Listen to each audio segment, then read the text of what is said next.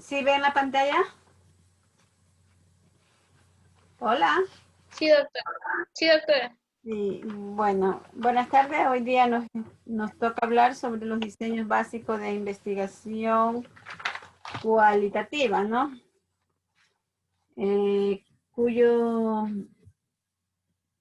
cuyo equipo está compuesto por William Marchand, ¿verdad?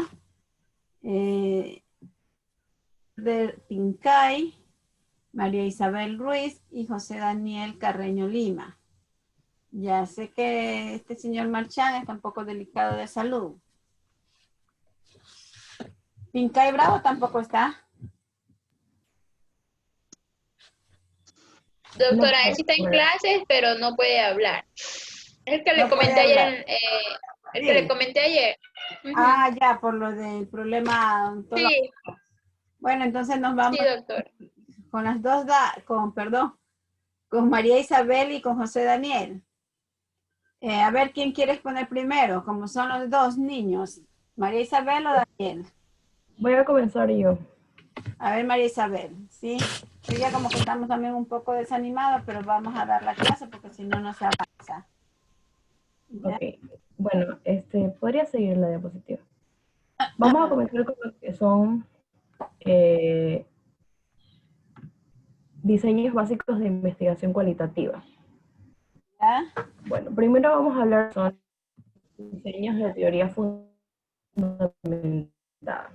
La fundamentada es un diseño y un producto donde su propósito es desarrollar teoría basada en datos empíricos y se emplean en áreas específicas. El investigador produce una explicación general o teórica respectivo a un fenómeno, proceso, acción o interacciones que se aplican a un contexto concreto y desde la perspectiva de diversos participantes. Al generarse teoría, se desarrollan hipótesis y variantes o también contextos que le integran y una representación o modelo visual. Se dice que los autores que sustentan esta aproximación sostienen que las teorías sostienen, o sea, deben basarse o derivarse de datos recolectados en el campo. Las teorías sustantivas son de naturaleza local, y sus explicaciones se circunscritan a un ámbito determinado, pero poseen riqueza interpretativa y aportan nuevas visiones de un fenómeno. La teoría fundamentada, esta provee de un sentido de comprensión sólido porque embona en la situación bajo estudio, se trabaja de manera práctica, es sensible a las expresiones de los individuos del contexto considerado, además que este puede representar toda la complejidad descubierta en el proceso. María Isabel, de todo lo que usted me ha dicho, si yo le digo a usted que me diga en breves palabras, ¿cómo sería la teoría fundamentada? O sea, ya llevándola a la práctica. O sea, es una metodología que tiene como que identifica procesos sociales básicos. Ya, ¿cuál es su tema de O sea, proyecto? eh, es el de, o sea, los factores que han desencadenado a través de lo que sería el COVID. Ya, entonces, ¿verdad? Como dice O la... sea, factores desencadenantes. Ya, entonces, ¿cómo tú podrías hacer un diseño de la teoría fundamentada con esos factores desencadenantes después de la pandemia o O durante sea, la... la teoría fundamentada, el objetivo de la teoría fundamentada es el descubrir la teoría que está basada en la realidad observada. ¿Ya? En español, con los pacientes, con el grupo objetivo.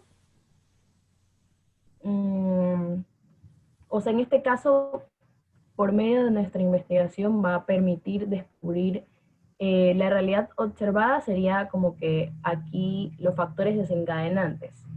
Ujú. Esa sería la realidad de nosotros, o sea, el COVID, ahora. Y la realidad de qué es lo que están viviendo los estudiantes de medicina en Lulián en estos momentos. ¿Ya? Y verdad, con la recolección de datos y análisis. como dice, nace desde la perspectiva del entrevistado. ¿Sí? Sí, Entonces, luego, ¿qué es lo que hacemos nosotros? Después de que ya hemos investigado, de que ya hemos analizado esos datos, entonces, ¿qué nos toca? Recurrir a literaturas o estudios que ya están. ¿Para qué? Para contrarrestar todas las teorías que podríamos nosotros tener, ¿verdad? O afirmar. Porque la teoría fundamentada nos enseña también o nos orienta a crear nuestras propias teorías. ¿Es así o no, Isabel? sí, doctora. ¿Sigo? Sí, por favor.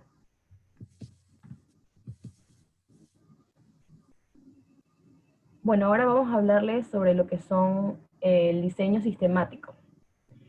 Este diseño resalta el empleo de ciertos pasos en el análisis de datos y está basado en los procedimientos de dos autores, en donde el investigador selecciona la que considera más importante la situación en el centro del proceso o planteamiento que se encuentre en exploración. Luego esta la relacionan con otras categorías y se produce la teoría o el modelo. Las categorías pueden ser distintas y dentro de estas tenemos condiciones casuales, acciones. Las condiciones casuales son categorías que influyen o afectan. Puedes seguir, por favor. Las categorías casuales son categorías Causales. que... ¿Mande? Isabel, es causales. Causales, perdón. Muchas causas. Ujú. ¿Ya? Que estos influyen o afectan la categoría central.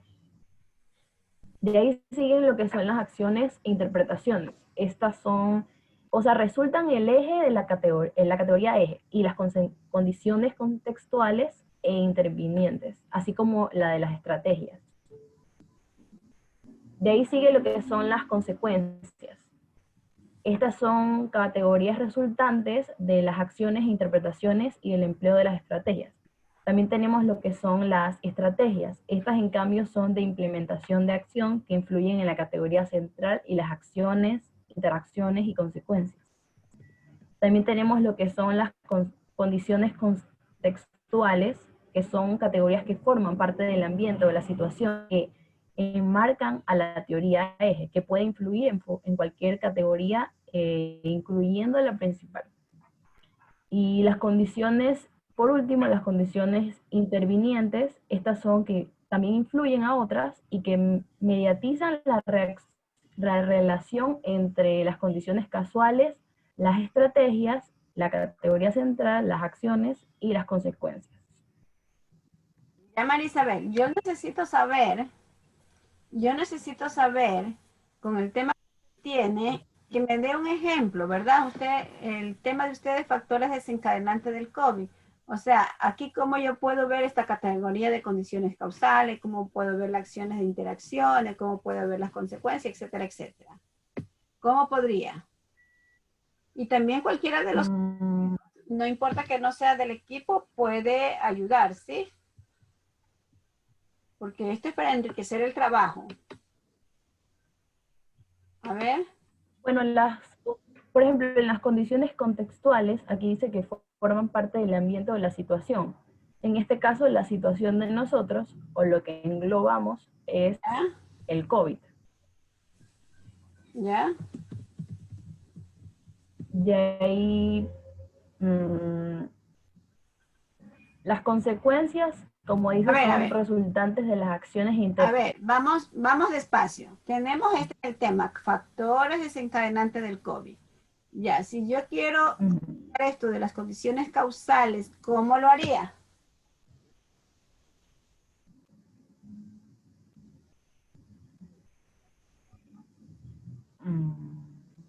A ver, ¿qué es lo que nos dicen las condiciones causales, verdad?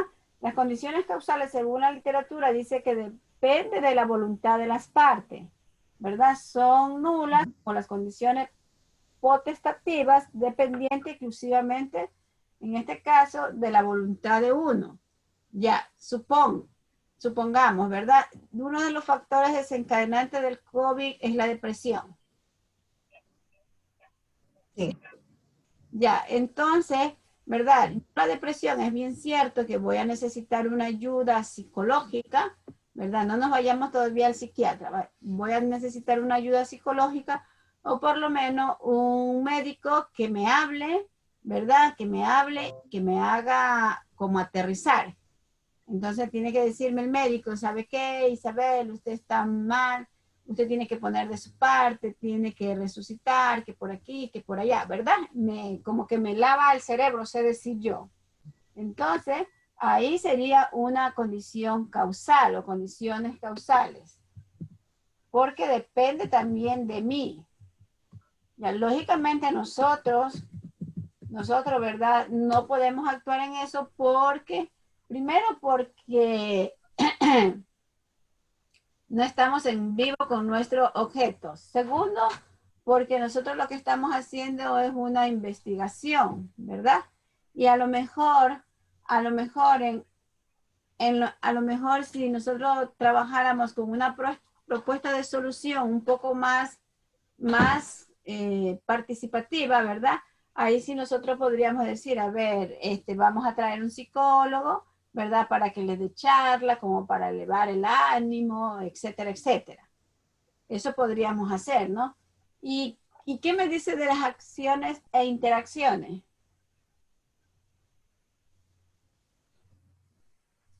O sea, es que en las acciones, creo que además de una encuesta online, no podríamos hacer mucho por la sesión. Sí, ¿verdad? Porque cuando hablamos de Pero acciones e interacciones, ambas partes, investigador e investigado, ¿sí? mm, Y igual, ¿no? Como usted dice, no lo podemos hacer porque ni siquiera en línea, porque le vamos a enviar la encuesta y ni siquiera sabemos quién es, ¿ya? Bueno, y las consecuencias sí está fácil, ¿verdad? ¿Sí o no? sí, son los resultados de las acciones. Claro, porque que podrían ser positivas, ¿verdad? O en este caso podríamos decir son muy buenas o podrían no ser tan buenas. ¿Y las estrategias?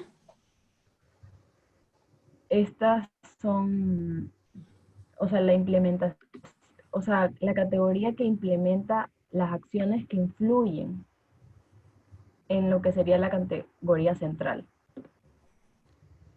Estrategia. O sea, aquí todas las interacciones y las consecuencias también. Bueno, no, pues las O estrategias sea, yo es como yo como, llego. sí, ajá, a las personas. En este caso es difícil como que llegar a alguien o hacerle entender a la persona por la situación que tenemos. Ujú. Creo que eso como que la parte de estrategia es un poco complicada. O nula, la verdad, un poco por hacer. Sí, y en las condiciones contextuales, Esas eran que formaban parte del ambiente. perdón, O sea, decían que estas categorías forman parte del ambiente o la situación. sí. En este caso, la situación sería, bueno, el COVID. Ujú. Los factores desencadenantes que tenemos. Sí. ¿Y las condiciones intervinientes? Estas, estas creo que decía que influían a otras. O sea, tenían relación entre las condiciones causales, las estrategias. O sea, Sí. y ahí es como el conjunto. ¿Verdad? Y si se recuerdan, ¿y qué relación tendrían estas condiciones intervinientes con las variables independientes? Perdón, nosotros tenemos variable dependiente, variable independiente y variables intervinientes. ¿Será que tienen una relación?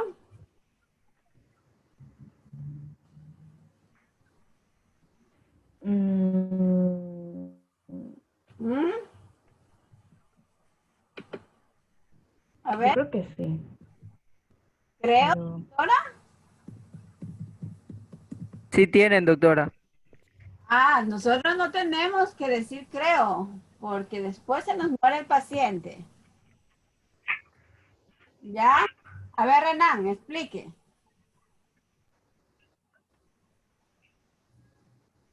O sea, la pregunta de usted fue la interviniente es con la dependiente, ¿verdad?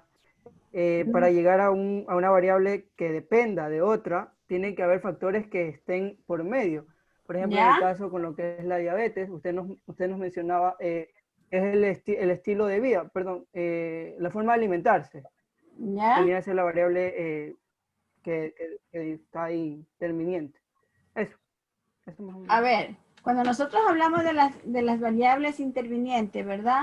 Hablamos de aquellas variables que nos va a hacer cambiar, lógicamente, las variables que son modificables, más no las que no son modificables, ¿verdad? Entonces, si nosotros tenemos las variables independientes, que es como la causa, que es lo que cambia, y la variable dependiente, ¿verdad? Que mide el efecto. Entonces, pero además de esas dos variables, nosotros tenemos las variables intervinientes, que es lo que nos va a ayudar, ¿verdad? Como para que el efecto no sea tan grave o el efecto no vaya en el caso de salud, por decir, como dice el compañero, el diabético, que si ya es diabético y es obeso, pues tratar que nuestro paciente no vaya a diálisis. O sea, ¿qué medidas debería de tomar ese paciente para no llegar a diálisis? Por decir, se me ocurre hacer actividad física, tener una alimentación hiposódica y ser un paciente ordenado. Porque muchas veces nuestros pacientes, porque ya toman la medicina, ¿verdad?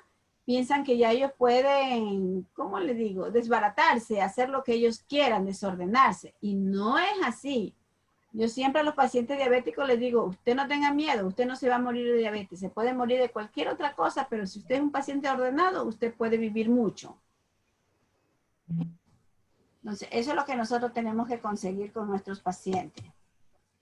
Ya, continuemos, María. Isabel. Ya. Bueno, lo que nos referíamos a las categorías, aquí explican que las categorías son temas de información básica identificadas en los datos para entender el proceso o fenómeno a que se refiere. La teoría fundamentada identifica los conceptos implicados y la consecuencia de acciones e interacciones de los participantes. Una vez generado el esquema, el investigador regresa a las unidades o segmentos y los compara con un esquema emergente para fundamentarlo. Al final se escribe una historia o narración que vincule las categorías y describe el proceso o fenómeno. Y este se utiliza como herramienta de análisis en mapas conceptuales, matrices. Bueno, podría seguir, doctora, por favor. ¿De aquí es de San Pierre? Sí, doctora. ¿Y qué significa este para el diseño sistemático? Son los pasos para hacer un diseño. Sí. ¿Ya? Y mira lo que tenemos aquí. O sea, yo pienso que todo, o sea, aquí cuando nosotros hablamos de pasos para establecer un diseño, ¿verdad? Todas estas cositas, establecer las condiciones o causas, determinar las estrategias, lo que ya habíamos hablado anteriormente, proponer condiciones contextuales e intervenientes, que tiene que ver con esto que hemos analizado, ¿verdad? Nosotros vamos a identificar una categoría central, lo que usted ya acabó de decir hace un momento, ¿verdad? O sea, es lo más importante por frecuencia de mención, mayor número de vínculos con otras categorías, significando importancia para el planteamiento del problema. Ya cuando nosotros hablamos, ¿verdad?, del planteamiento del problema o de las cosas más importantes, lógicamente que vamos a generar consecuencias. ¿Qué nos referimos cuando vamos a generar consecuencias? Lógicamente que nosotros tenemos que seguir un modelo. También es bien cierto que la investigación cualitativa puede volver del paso 3 al 2, del 4 al 5 o del 4 pasarse al 6, pero de igualmente nosotros tenemos que tener organizado ese modelo, ¿sí?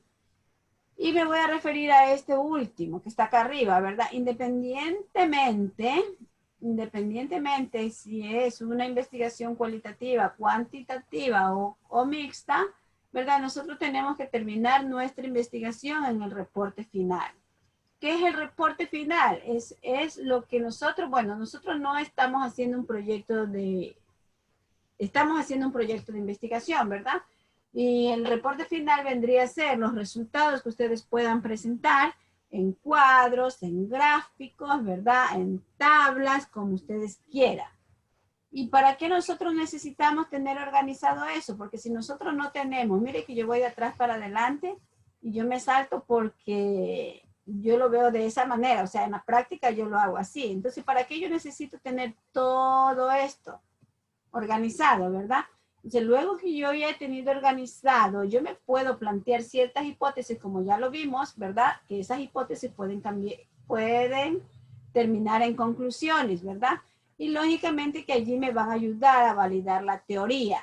Ya, suponte que dentro de la investigación de los alumnos de la universidad, de pronto hay factores desencadenantes del COVID que no lo dice la ciencia, o sea que no está escrito, ¿no? Un factor X, se me ocurre. Y no está dentro de los artículos que, bueno, de los pocos artículos que hay, o de los reportes médicos, entonces es un efecto que... Un efecto que me ha salido nuevo, que no lo encuentro en la literatura. No recuerdo haber dicho Leia. Dar ese efecto, Vaya. ¿verdad? Y de ese efecto yo puedo generar una teoría. Yo puedo contribuir a las teorías que ya están. Y lógicamente, pues para hacer esto, ¿verdad? Yo necesito todos los datos, ¿verdad? Los que han sido recolectados, ¿verdad? De donde sea, desde el entendimiento de cada uno, ¿verdad? Pero sin embargo, si no hago el reporte, no puedo llegar a esta parte de acá. ¿Sí? Entonces, cuando nosotros decimos generar teoría, es algo que todavía no está.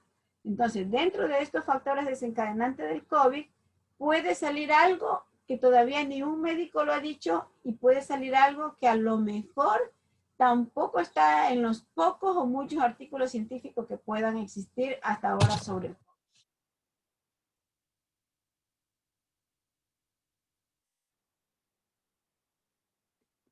Seguimos, Mari. Ok. Bueno, la categoría central o clave, también llamada, debe ser el centro del proceso o fenómeno. El tema lo explica más, que contribuye en mayor medida a la variación de los datos y el que tiene más implicaciones para la generación de la teoría. La segunda es que todas o la mayoría del resto de las categorías deben vincularse con ella. De hecho, regularmente es la categoría con mayor número de enlaces en otras categorías. Debe aparecer frecuentemente en los datos y también su saturación es regularmente más rápida. Y su relación con el resto debe ser lógica y consistente a los datos y no debe forzarse. Además de que también conforme se refina la categoría o concepto central y la teoría lo rebostece su valor explicativo y de profundidad. Y cuando las variantes varían, la explicación esencial se mantiene. O sea que básicamente lo que dice aquí es que la categoría central es el centro y que debe tener relación con todo el proyecto, en este caso, que se vaya a dar.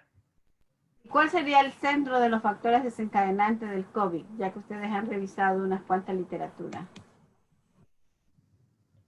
El centro, o sea, como que de las sintomatologías, o sea, por ejemplo, yo creo que es la depresión. ¿Ya? Ese es el centro. La gente al estar encerrada se deprime porque no tienen mucho que hacer o no saben qué hacer a veces. Ya, supongamos, ahorita se me ocurre eso, supongamos que dentro de las respuestas que den los chicos, sale en disminución de la libido, un factor desencadenante del COVID. Entonces usted tendría que averiguar, ¿verdad? O investigar más sobre eso. O sea, cómo se relaciona la libido sexual con como consecuencia de los factores desencadenantes del COVID. ¿Ah? ¿Podría o no podría ser? Entonces, ese es el centro, porque es algo nuevo para generar teoría. No te olvides que estamos hablando de la categoría fundamentada. Ujú. A ver, chicos, Sí, ¿qué doctora. dicen? Hablen, niños y niñas. Uy, todos Sí, han... es verdad, doctora, porque pueden aparecer varios, en el proceso, varios fenómenos. Sí, ¿verdad? Y eso sería Igual yo creo que la porque nadie habla categoría de eso. central, yo creo que la categoría central depende también mucho del enfoque que uno le quiera dar, porque por ejemplo para Isabel puede ser la depresión y para mí puede ser, como usted dijo, la disminución del libido sexual. O sea, creo que también depende de a donde uno lo quiera llevar, ¿no? Sí, claro, pero como ya hablábamos que la teoría fundamentada, ¿verdad? Es algo que nosotros tendríamos, algo nuevo, ¿ya? Entonces todo el mundo ahorita habla de la depresión. Suponte, o sea, es una vaga idea que se me surgió, ¿no? Suponte que por ahí aparezcan dos, tres chicos o dos, tres chicas que digan que se le ha disminuido la libido sexual, ¿ya? Entonces, eso es como algo nuevo, porque eso no ha salido todavía. Doctora, Di- pero es que se supone cuando una encuesta nosotros ponemos o sea, para que ellos escojan, y en lo que nosotros pongamos para que ellos escojan, ya vamos a saber cuáles son los desencadenantes que nosotros creemos que pueden ser, y ellos tendrían solamente que escoger el que ellos piensan. Ya, y si le hacemos una pregunta abierta, Mm, muy bien. Claro, ahí Bueno, sí. es que eso es distinto, O podemos pero poner categorías y abajo poner otro y que la persona lo escriba. veo lo que dice Isabel. Está muy bien, María Isabel. Le ponemos otros. Sí, está muy bien. Me pareció muy bueno, ¿sí? Ok. Sigo, doctora. Ahí, listo. Bueno, en un intento, o sea, aquí vamos a hablar sobre los tipos de categorías que pueden encontrarse por medio de la teoría fundamentada. Tenemos las categorías de ambiente, que aquí habla, por ejemplo, dan ejemplos de el poder de los participantes en un sistema educativo, político, social. Un área fundamental a la que permanece el trabajador. Las perspectivas sostenidas por los participantes, por ejemplo, rechazo al aborto, afiliación política, desempleo de los participantes, desempeño de los participantes. Aquí es aprendizaje pobre, motivación para el trabajo arraigada, eh, procesos también como aceptación de la muerte, por ejemplo, de un familiar. Yo creo que por lo menos en mi tema, va muy abarcada. Ujú. Unión de un grupo para realizar una tarea. También las percepciones de personas, percepciones de seres vivos y objetos, actividades, estrategias, relaciones. En la categoría, en la categoría fundamentada, puede seguir, doctora. Chicas, estoy grabando. Sí, doctora. Ya, sí, doctora. gracias.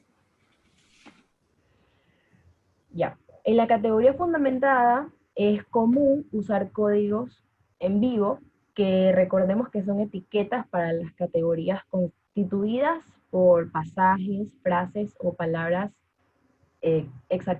exactas de los participantes o notas de observaciones, más que lenguaje preconcebido del investigador. La teoría fundamentada pues tiene como un rasgo principal que los datos se categorizan con codificación abierta. Luego el investigador organiza las categorías resultantes de un modelo de interacciones que representa la teoría emergente y explica el proceso fenómeno del estudio. Ujú. Ya. Puede seguir, doctora, por favor. Bueno, ahora vamos a hablar sobre lo que es el diseño emergente. En el diseño emergente se efectúa la codificación abierta y de esta emergen las categorías, que se conectan entre sí para producir la teoría. Al final, el investigador explica la teoría y las relaciones entre categorías. La teoría proviene de los datos en sí y no está ubicada en clase de categorías. El diseño más reciente es el constructivista, que aquí unos Constructivista. autores lo relatan. Sí, con este diseño se busca, ante todo, enfocarse en los significados provistos por los participantes del estudio. O sea, aquí creo que es como que la opinión también personal de la persona. Entonces, este se interesa más por considerar las visiones, creencias, valores, sentimientos. Y en cierto modo se critica el uso de ciertas herramientas como diagramas, mapas o términos completos que oscurecen o empañan las expresiones de los participantes y la teoría fundamentada. Ujú. A ver, hago una pregunta en general y el que tiene alguna noción me dice, ¿no? Cuando la compañera habla sobre la teoría sobre el diseño más reciente, que es el constructivista, ¿qué entienden? Está abierta la pregunta para algún voluntario. ¿Puede repetir la pregunta, doctora, por favor? Sí, cuando María Isabel habla sobre un diseño más reciente, ¿verdad? Y dice que es el constructivista, ¿qué entiende? Ya María Isabel dijo algo. ¿Qué entienden? ¿Mm?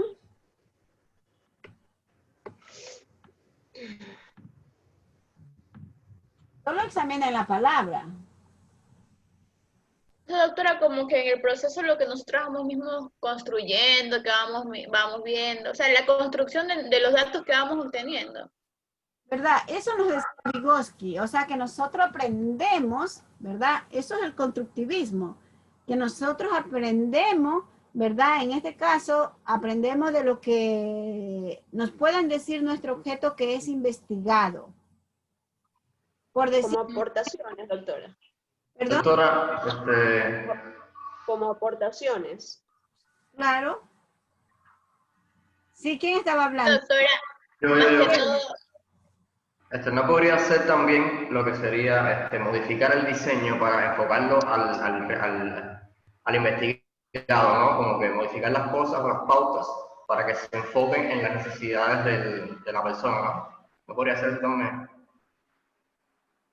José Daniel, tu audio tiene eco, ¿verdad? Aquí María Isabel decía... Sí, es que me estoy mudando y entonces no hay nada en mi cuarto y bueno, en fin.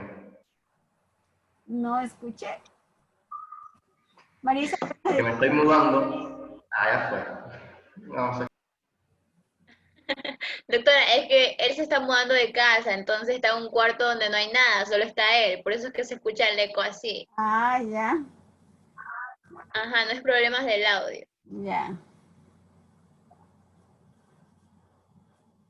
Entonces, ¿qué nos dicen, verdad? Que nuestros investigados, o sea, nuestro grupo objetivo nos puede enseñar, nos puede a nosotros a enseñar, por ejemplo, esto del COVID. Supongamos que uno de los estudiantes diga, ah, mi abuelito estuvo enfermo con el COVID y nosotros hicimos esto por los conocimientos que hemos adquirido a través de las redes sociales y fue efectivo y no fue necesario llevarlo, ¿verdad? Estamos construyendo desde el conocimiento que nos dan.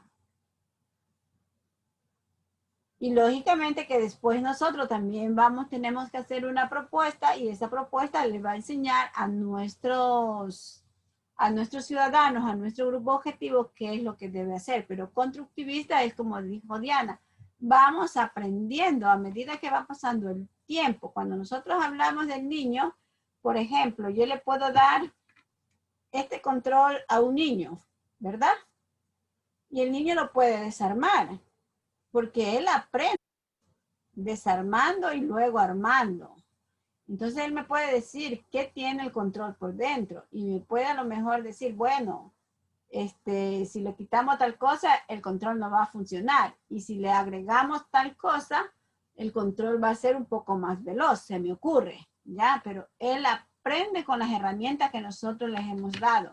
Por ejemplo, un niño de 2 años, me parece que es 2 a 3 años, usted le da una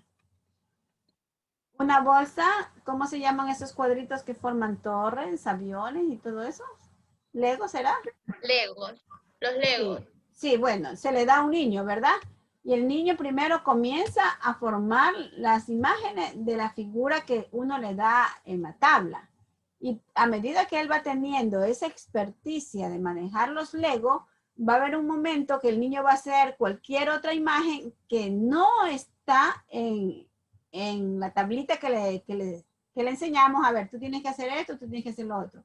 Y él se puede idear. Entonces, eso es el constructivismo. ¿Sí?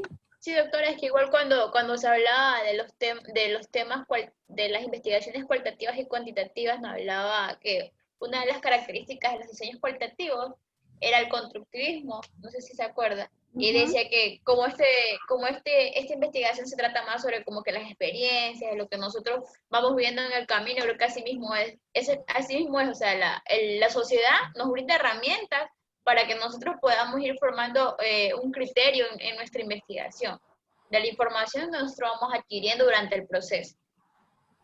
Así es, Diana. Seguimos, María Isabel.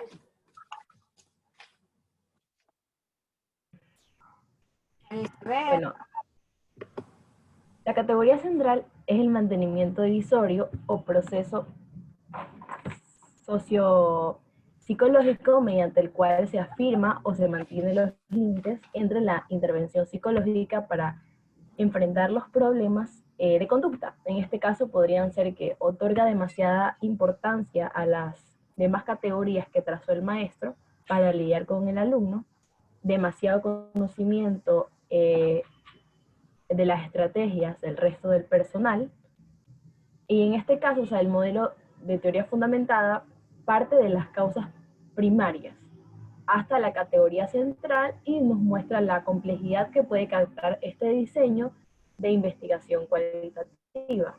O sea, aquí nuestra causa primaria es los factores COVID, y ya después de eso, o sea, nos vamos por rama hasta llegar como que a una conclusión. Miren lo que tiene aquí María Isabel. Lo que tiene aquí María Isabel es lo que nosotros y Diana también lo reafirmó, ¿no? Y ya, por ejemplo, bueno, en nuestra facultad, allí abajo donde están los simuladores, dice una aula de Gesell. Pero realmente no es una aula de Gesell porque la persona que está dentro de esa aula no puede darse cuenta que uno lo está observando. Supongamos que en realidad fuera una aula de Gesell, ¿verdad? Yo le podría poner ¿cómo se llama? La muñeca esta que le hacen los exámenes ginecológicos, le van a hacer el... Ya, ¿Perdón? ¿Cómo que no entendí la muñeca? El muñeco, sí. Hay una muñeca que en la ginecología está con las piernas así, le hacen que le van a hacer Papá Nicolau, el alumno tiene que presentarse primero ante su paciente, que es esa muñeca, ¿no? Entonces, muchas veces, ¿verdad? Si nosotros tuviéramos una aula de Gesell, tranquilamente podríamos dejar al estudiante con la muñeca y decirle, haga este procedimiento.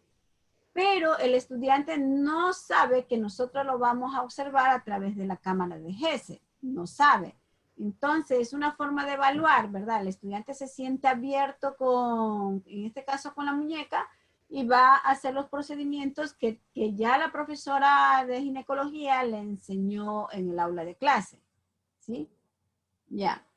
Cabe señalar que ahí dice aula de Gesell, pero en realidad no es una aula de Gesell porque el que está dentro no puede darse cuenta que uno lo está observando. Entonces es un proceso de aprendizaje, ¿no? Aquí algo que dice, el maestro traza las estrategias y después veamos qué pasa con el alumno. De pronto yo sé decir, los alumnos pueden superar al maestro. El hecho de que nosotros seamos maestros no quiere decir, ¿verdad?, que el alumno tiene que estar por debajo del maestro. El alumno tiene que superarse. Y eso sería nuestra misión, que nuestros estudiantes nos superen a nosotros. ¿Por qué? Porque nuestros estudiantes tienen una mente mucho más joven, ¿verdad? Pueden tener mucho más criterios por el mundo globalizado que estamos viviendo. En relación a la tecnología, lógicamente que ya un niño de 5 años de pronto sabe más que nosotros que ya hemos pasado los 50. ¿Sí?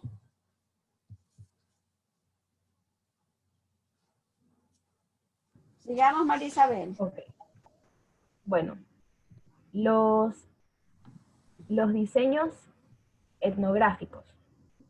Los diseños pretenden explorar, examinar y entender sistemas sociales como grupos, comunidades, culturas y sociedades, así como producir interpretaciones profundas y significados culturales desde la perspectiva o el punto de vista de los participantes o nativos.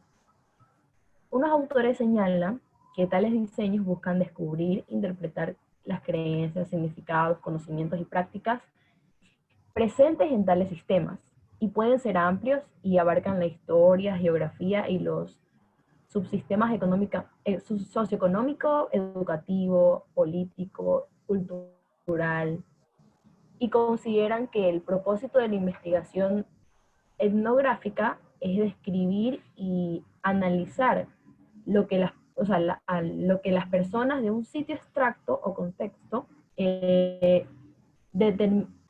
un contexto determinado, hacen usualmente, así como los significados que le dan a ese comportamiento realizado en circunstancias comunes o especiales, y finalmente presentan los resultados de manera que se resalten las regularidades que implica un proceso cultural. Desde las civilizaciones antiguas como los gran imperio inca, mayas, cultura mochica, grupos o organizaciones actuales como las grandes transnacionales del mundo. La verdad es que el diseño etnográfico creo que por lo menos en nuestro tema no se enfoca mucho. Ya, aparentemente. Tal vez el estilo de las personas, o sea, la cultura, sí. Sí, ¿verdad? O sea, puede influir. Funciona exactamente, pero por ejemplo, nosotros podríamos decir, bueno, a lo mejor nuestro grupo en estudio tiene una similar cultura, ¿no? Pero supongamos que nosotros vayamos a preguntar sobre el COVID en una comunidad X, pongámosle una zona rural, que es donde está un poco más asentada la cultura, ¿no? De pronto ellos te van a decir, no, nosotros no nos hemos enfermado del COVID porque nosotros tomamos agüita de hojas de naranja todas las noches. Y cuando hay bicarbonato le agregamos uno, y si no le agregamos media cucharadita de sal. Entonces eso es la cultura de ellos, ¿no? Y de pronto pueden decir que ellos también hacen saumerios en la casa, ¿no? Como para alejar las malas energías. Y eso es la cultura, ¿no? Y yo sí tengo un poquito de esa cultura, ya, porque yo sí utilizo el saumerio, yo sí tengo la cosita para hacer el saumerio y todo eso, ¿no? Pero es porque, yo le digo, mi familia es montubia y es del campo, entonces uno va cogiendo esas culturas de generación en generación. Ya les pongo un caso, cuando nacen los niños, les saben, bueno, en la casa de mi mamá tenían una canasta grande, y dentro de esa canasta ponían un tiesto con brasas y ahí le ponían, siempre me equivoco, no sé si es alucema, zulema o algo así. Eso que le ponen a los niños cuando que lo pasan así entre el humo y tiene un olor rico, ¿no? Entonces esa es otra cultura. Ya, y nosotros podríamos ver, por ejemplo, en el campo, la cultura es que cuando lavan los pañales, cuando se lavaban, porque ahora ya no lavan pañales, cuando se lavaban los pañales había que cogerlo a las 3 de la tarde, porque si ya uno lo dejaba a las 4 o 5, ya no le podías poner ese pañal porque el niño se enserenaba, ¿no? Entonces, de pronto, con nuestros estudiantes que son jóvenes, ¿verdad? No vamos a tener nada de eso, entonces por eso vamos a descartar este diseño, ¿sí? Pero a lo mejor si lo aplicáramos en otro sitio y con otro tipo de gente, a lo mejor, quien quita, podríamos aplicar este diseño. ¿Sigo con el diseño? O... Sí, termina el diseño. Ya. Aquí habla sobre algunas características de la investigación etnográfica, que son las preguntas de investigación que se formulan de tal manera que se permita no solo observar la cultura, sino interpretarla y entender la estructura, y el comportamiento y la función que tiene ella. De ahí sigue que utiliza principalmente la observación directa, es interpretativa,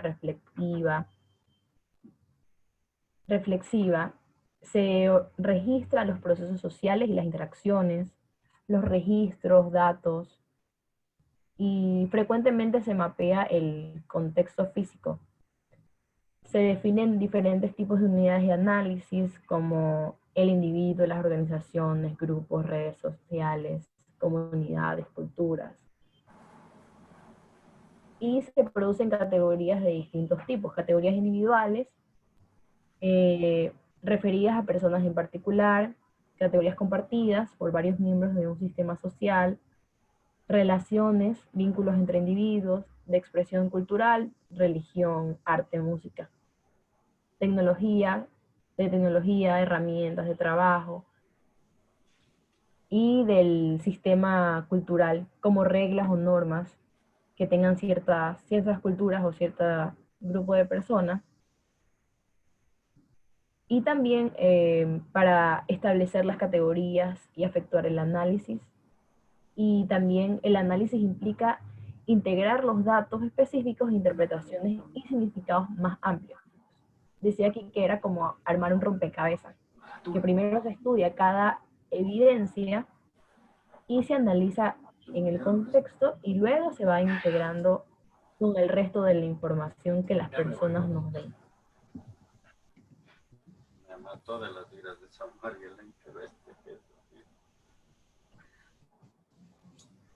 Sí, la doctora. Bueno, en los diseños etnográficos. Esto todavía dígame. Diseños etnográficos. Termina el diseño etnográfico para que empiece José Daniel.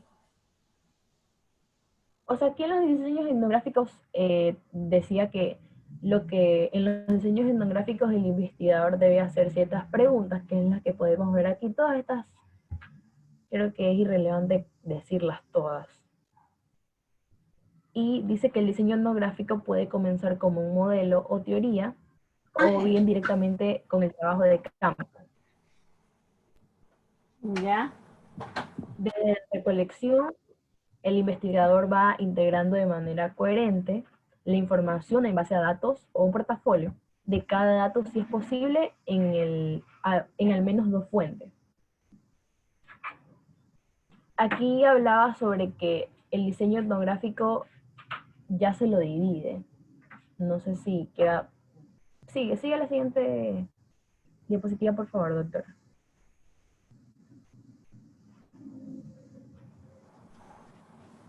Ya. Aquí habla sobre que, o sea, el diseño etnográfico debe ser consciente de su posición ideológica para evitar sesgos y reflexionar siempre para incluir todas las voces y expresiones del sistema social. Entonces, hay autores que dan diversas clasificaciones de estos diseños etnográficos. Que, por ejemplo, dice que el diseño realista o mixto, se recolectan datos tanto cualitativos como cuantitativos del sistema social sobre ciertas categorías. Es básicamente el resumen, ¿no? De ahí, por ejemplo, el diseño crítico, está interesado en estudiar grupos marginados para contribuir a resolver problemas de injusticia e inequidad que se presenten. De ahí siguen los diseños clásicos, que estos se consideran a toda la cultura en conjunto y se analizan posiciones ideológicas y cuestiones explícitas que asimismo se consideren casos típicos de la cultura. Los diseños macroetnográficos, pues esta es la descripción de sistemas sociales complejos. Los diseños microetnográficos se centran en un aspecto de cultura o una situación social concreta. Los diseños de casos culturales consideran a una magnitud en función de toda la cultura, desde su historia y evolución. Y la meta etnográfica, pues esta es la revisión de varios estudios etnográficos para encontrar patrones. Listo, doctora. Eso es todo de los diseños etnográficos. Te vamos, José Daniel. Esperemos no escuchar tu eco mucho, ¿sí? ¿Mejoró el sonido o qué? ¿Sí ¿Ya? se entiende? Por Sí, favor. pero hay que abrir la puerta para ver si... Bueno, ya sé. En cuanto a los diseños narrativos, estos diseños pretenden entender lo que sería la situación de hechos, de fenómenos, procesos y eventos que se involucran lo que sería pensamientos, sentimientos, emociones o las interacciones, ¿no? A través de las vivencias contadas por quienes lo experimentan. El investigador, José Daniel, para dígame, que usted no me lea lo que está allí en la lámina, yo sí, te pido dígame. que me hagas un diseño narrativo del proyecto. Ya, bueno. Primeramente, el tema del proyecto serían los trastornos emocionales desencadenados, no desencadenados, porque en fin, la depresión y eso no provoca el COVID, ¿no? Sería desencadenados por la cuarentena provocada por el COVID-19. Eso sería la depresión, no sé, la ansiedad, en fin, agresividad puede ser también. Y entonces sería, mediante las encuestas y eso, que lo que el entrevistado narre o cuente su vivencia con dicho trastorno, ¿no? Sería como que cuando empezó, cómo se empezó a manifestar, ¿no? El subconocimiento, lo que sepa, ¿no? O le podemos como que dar una pauta al principio, ¿no? Para que se centre en lo que tiene que basarse, ¿no? Sería en como que en primeros síntomas o si se sentía atrapado, encasulado, cosas así, ¿no? Para que así tomamos los datos, ya que no estamos presentes en la toma de información, que el entrevistado sepa los puntos que tiene que basarse, ¿no? Para responder la que sería la pregunta y así tener un diseño narrativo bastante bueno, ¿no? Y eficaz. Sí, ¿verdad? Y como ya redactarlo con un poquito más de aliño, es decir, yo, ¿verdad? Nosotros podríamos decir que en conclusión, o verdad, o la esencia de la investigación de los factores desencadenantes del COVID en los estudiantes de sexto semestre de la facultad, de la carrera de medicina, Facultad de Ciencias Médicas, se lograron o se llegó a la conclusión de que los factores más esenciales o los que más predominan son, por decir, el estrés, ¿verdad? Etcétera, etcétera, ¿no? Y esta investigación se hizo en el 2020, en el mes de agosto, ¿verdad? La cual ya arroja los resultados que a continuación se detallan. Entonces, eso es la narrativa, ¿verdad? Es como cuando ustedes están viendo el partido y si escuchan que, bueno, creo que yo no sé si a ustedes les gusta el partido de fútbol o tienen tiempo para ver partido de fútbol, ¿no? Pero es uno de los ejemplos claros cuando narran, ¿no? Y que dice que coge la pelota fulano y se la pasa a Mengano y que más allá para allá y de pronto gol de fulano. Entonces, eso es lo narrativo, ¿ya? Y mira que nosotros podríamos hacer la clase así, de esa manera, o sea, no tanto leer, Sí, sí. y sino más Mejor. bien decirlo con tus propias palabras, ¿sí?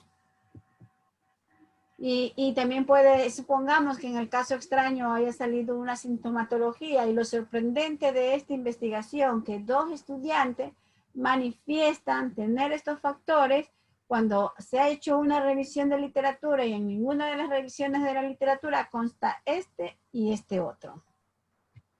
¿Sí? Entonces, es una forma así de narrar, ¿no? Claro. Ya, por favor.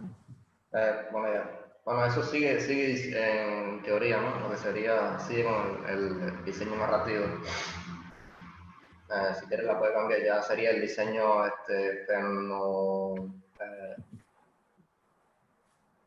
fenomenológico. Que en su propósito principal lo que sería explorar, describir y comprender las experiencias de las personas bueno, ya para explicar ya sería como que va junto al diseño narrativo, que fenomenológico sería explicar los sucesos con más detalle. El narrativo narra los sucesos o los fenómenos que va causando, y el fenomenológico lo que hace es describir esos procesos, ¿me entiendes? Es como que en el tiempo, como si explica lo que sería que se empezó a tomar la cuarentena, debido al COVID, que se comenzó en marzo y empezó a dar los motivos, ¿no? Que se comenzó en eso de los semáforos rojo, amarillo, verde, eso se llama lo fenológico. Es como que es una descripción de los procesos que van sucediendo y así van, aumentan el conocimiento, enriquecen lo que sería el diseño narrativo. Básicamente es eso, el diseño fenológico. Sí, ¿verdad? Y como ya hemos visto en anteriores clases, ¿verdad? La investigación cualitativa lo que te va a hacer es una narración de todo lo que ha pasado, ¿no? Sin embargo, a pesar de que nosotros, ¿verdad? Como por este momento no podemos tener en contacto con nuestro grupo objetivo, ¿verdad? Nos va a tocar hacer una encuesta y que muchas veces puede ser una encuesta de múltiples respuestas o una encuesta cerrada y tendríamos que poner, ¿verdad? Unas 2 o tres respuestas abiertas. ¿Para qué? Para poder nosotros hacer la narración. Si no, no podemos hacer la narración. ¿No ves? ¿Qué sacamos con que diga sí, no, sí? Y no sabemos exactamente cómo están ellos. También, bueno, un momento, pero en la anterior, la diferencia que vendría veniendo, ¿no? Entre los diseños narrativos y fenomenológicos es que el narrativo se basa más en cronología y en hechos, mientras que el fenomenológico lo que hace es basarse en las experiencias o en las vivencias del individuo, ¿me entiendes? Es como que la descripción de esas vivencias, mientras que el narrativo es la orden cronológico de los sucesos. Esa sería la diferencia entre el fenomenológico y el narrativo. El narrativo. Sí. ¿Y podríamos combinar los dos? Claro, es que en sí el fenomenológico es resultado o va después del narrativo, ¿me entiendes? Es como que es para enriquecer más el diseño narrativo. Es como que más, mayor repercusión o mayor tamaño, ¿no? del trabajo, ¿no? Como el narrativo da lo que serían los hechos, y entonces el fenomenológico explica cada uno, ¿no? Cómo fue que el individuo lo fue viviendo o fue experimentando la vivencia. Sí, ¿verdad? Eso también eso es lo bueno que tiene también la investigación cualitativa, pues, porque tú puedes usar 1, 2 y 3 diseños. Claro. Sí. Este diseño de investigación, acción. La finalidad de este diseño es comprender y resolver problemáticas específicas de una colectividad vinculada a lo que sería un ambiente, ¿no? Un grupo, masas, etc. En básicamente lo que sería es, ya tenemos ya lo que ya voy a explicar, ¿no? No voy a hablar nada. Tenemos ya los trastornos emocionales que tiene el paciente no, bueno, el investigado, ¿no? Tenemos trastornos emocionales y luego buscamos, como investigadores, resolver esa problemática del mismo, ¿no? Ya sería dándoles unas pautas o darle más conocimiento sobre el tema para que vea que solamente tiene una etapa de su vida, ¿no? Que no va a ser siempre así, o darle algunos profesionales que se dediquen ya sea psicólogos o psiquiatras, ¿no? Para que puedan atenderse vía virtual, lo que sea, ¿no? Algo, ¿no? Mejor que nada.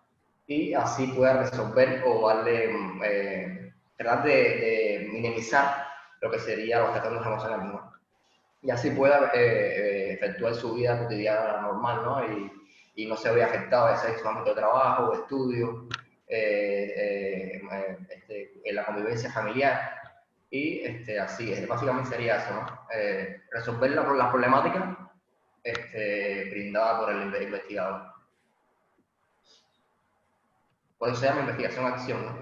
Sería la acción, sería bueno, esta sería la perspectiva, ¿no? ¿Y el estudio que tienen ustedes de los factores desencadenantes del COVID, a qué diseño correspondería? Bueno, como le dije, no, sería desencadenado, ¿no? Porque si sería desencadenante es como que provocan el COVID, entonces no sé si me entiende. ¿Sí me comprende? A ver, ¿a qué diseño corresponde? En sí sería narrativo,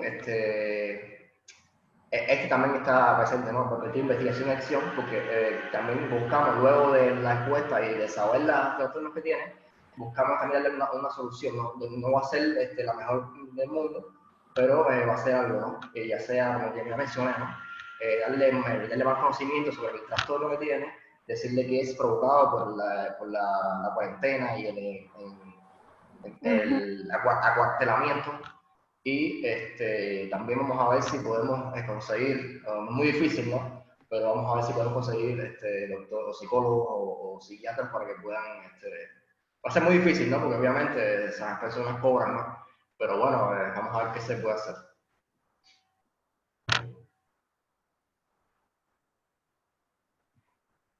¿No? ¿Eh? ¿Continúo? Sí, es que igual esa es la perspectiva, ¿no? Se iría diciendo... Es que básicamente este tema es de todo eso de investigación y acción. Y luego ya sería las variantes, versión técnico-científico, o sea, más de lo mismo, ¿no? Es como que van explicando su visión emancipadora, temas así, ¿no? Es como que me va explicando en sí lo que sería el tema, que básicamente ya lo expliqué, ¿no? Que sería buscar la solución a la problemática que se está planteando. Y eso sería lo más importante. Ya lo demás sería más teoría y teoría y teoría, y no, o sea, está bien, ¿no? Pero tampoco...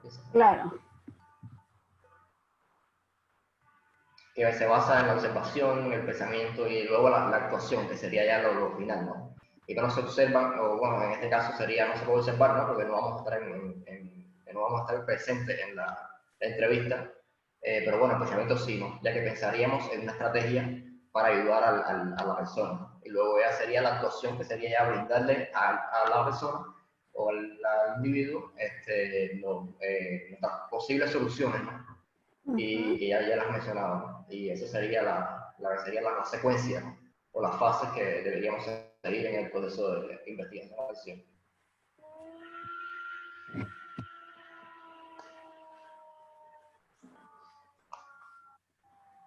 Así continúa, ¿no? En ese cuadro creo que se muestra, no se lee bien, pero se debería mostrar lo que sería el planteamiento del problema, la inversión o inicial sería nuestra inversión de tiempo o de dinero, ¿no? Creo que después se puede observar, no sé. No, en la otra diapositiva creo que está. En la otra diapositiva, profesor. En la 22. Creo que se agranda. Ahí está, ahí está. Que sería primero, segundo ciclo, tercer ciclo y cuarto ciclo, ¿no? En el primero, ya dije, planteamiento del problema, nuestra inversión, recopilar lo que serían los datos, ¿no? De la problemática y generar categorías de temas y hipótesis, ¿no? Ese sería en el primer ciclo. En el segundo sería el desarrollo del plan, con objetivos, estrategias. No, elaborar el plan, no es el desarrollo, elaborar el plan. En el segundo ciclo. En el segundo ciclo.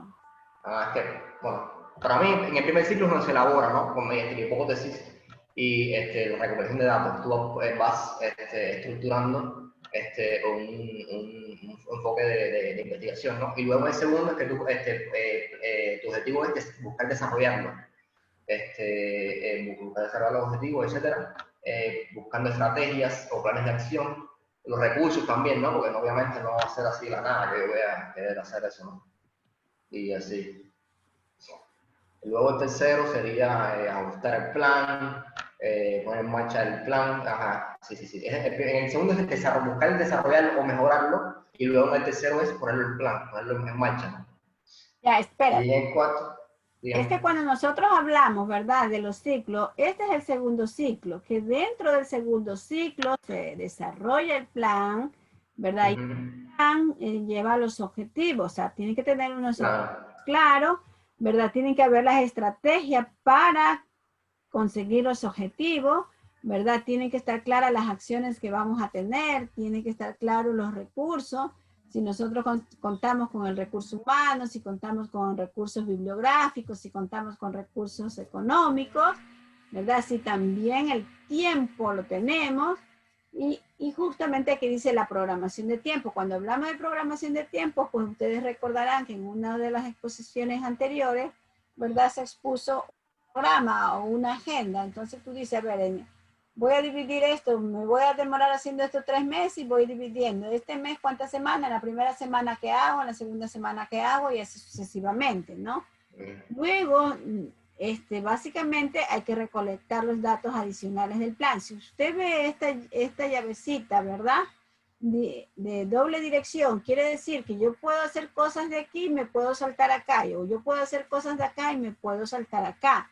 Igual tenemos la llavecita de ida y vuelta, ¿verdad? Puedo hacer de aquí o puedo hacer para acá. Esa es la ventaja, esa es la facilidad que nos da la investigación cualitativa. Y como tercer ciclo tenemos implementar y evaluar el plan, ¿verdad? Cuando nosotros decimos implementar, es que lo que tenemos, ¿verdad? En estas hojitas, lo que tenemos en estas hojitas, ya lo vamos a llevar al campo. ¿Sí? Continúa, por favor. Ya básicamente sería eso, ¿no? Y en el cuarto ciclo sería un nuevo ajuste, eso sería como que ya el refuerzo de la investigación, ¿no? Sería la continuación de recolección de datos, informar los resultados, ¿no? Posteriormente a la finalización del proyecto, ¿no? Y ya, básicamente sería eso. Cuando nosotros también hablamos del tercer ciclo, que es implementar y evaluar el plan, quiere decir que nosotros lo que estamos haciendo siempre tiene que tener una evaluación, ¿verdad? Porque yo siempre sé decir, independientemente de que los digan los libros, nosotros tenemos que hacer una evaluación antes, durante y después, ¿verdad? Porque es así cuando nosotros vamos a reducir los sesgos. Ya, si yo estoy evaluando la primera etapa, quiere decir que ya la segunda etapa, yo ya me he dado cuenta de los errores que hay en la primera etapa, entonces los voy corrigiendo y luego vengo a la segunda etapa para que vaya con menos error, ¿verdad? Aquí, como ya decimos que es implementar el plan, nosotros podríamos tener aquí, en este documento, un plan perfecto. Un plan perfecto, pero como nosotros mismos lo hicimos, pensamos que está perfecto. Y de pronto, cuando ya lo vamos a ejecutar ese plan, cuando ya nos vamos al campo, entonces nos toca revisar la implantación y sus efectos. Posiblemente cuando hemos revisado eso, nos damos cuenta que ahí hay alguna falencia, ¿no? Entonces, imaginémonos que estamos evaluando el instrumento. Entonces yo digo, pero yo no tengo ninguna pregunta para probar el objetivo 5, por decir, imaginémonos que tenga 5. Entonces a mí me da la facilidad para replantear otra pregunta que pueda o que me lleve a completar el objetivo 5, ¿verdad? Entonces ahí está la toma de decisiones, redefinir la problemática, generar nuevas hipótesis, aunque en la investigación cualitativa no es obligatorio generar hipótesis. Ya luego tenemos que ajustamos el plan o partes de este y volverlos a implementar y otra vez lo ponemos en marcha, ¿verdad? Otra vez lo ponemos en marcha. Sería como una rectificación. Claro. Entonces luego acá, ¿verdad? Comunicar plan y acciones de a toda la comunidad. Suponte que yo ya hice este documento, lo hice desde el escritorio. Sí. Entonces yo como tengo que comunicarle el plan y las acciones a toda la comunidad, de pronto la comunidad me dice, no, yo no estoy de acuerdo con lo que usted va a hacer. En vez de eso tenemos que hacerlo de acá.